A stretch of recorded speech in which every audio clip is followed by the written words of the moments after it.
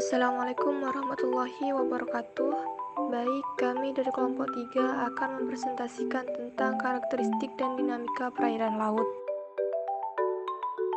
Satu, klasifikasi laut. Laut dapat dibedakan berdasarkan proses terbentuk menurut letaknya dan menurut kedalamannya. Berikut jenis-jenis laut berdasarkan kategorinya. A. Menurut proses terbentuknya, laut Indonesia adalah laut yang menyempit pada waktu zaman es terjadi menurut permukaan air laut. 2. Laut ingresi adalah laut sangat dalam yang terjadi karena dasar laut mengalami penurunan. Contoh, Laut Belanda 200 meter.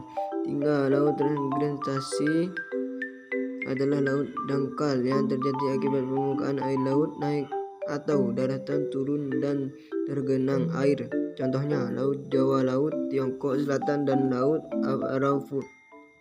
Arafura. Kedalaman laut transgresi 200 meter. B. Menurut letaknya. 1. Laut pedalaman, yaitu laut yang dikelilingi daratan dan terletak di tengah benua, misalnya Laut Hitam dan Laut Kaspia. 2. Laut tengah, yaitu laut yang terletak di antara dua benua atau lebih, misalnya Laut Tengah. 3. Laut tepu, yaitu laut di tepi benua yang terpisah gugusan pulau kecil, misalnya Laut Jepang dan Laut Tongkok Selatan. C. Menurut kedalamannya. 1. Zona litoral atau wilayah pasang surut merupakan laut yang terletak di antara garis air pasang dan surut. 2. Zona berik atau laut wilayah dangkal merupakan zona sampai kedalaman 200 meter.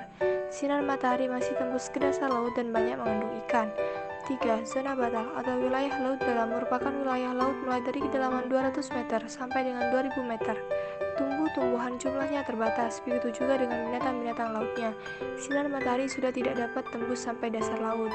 4. Zona abisal atau wilayah laut sangat dalam merupakan wilayah laut yang memiliki kedalaman lebih dari 2000 meter, tekanan airnya sangat besar dan suhu sangat rendah, serta tidak terdapat tumbuhan laut dan binatang laut sangat terbatas.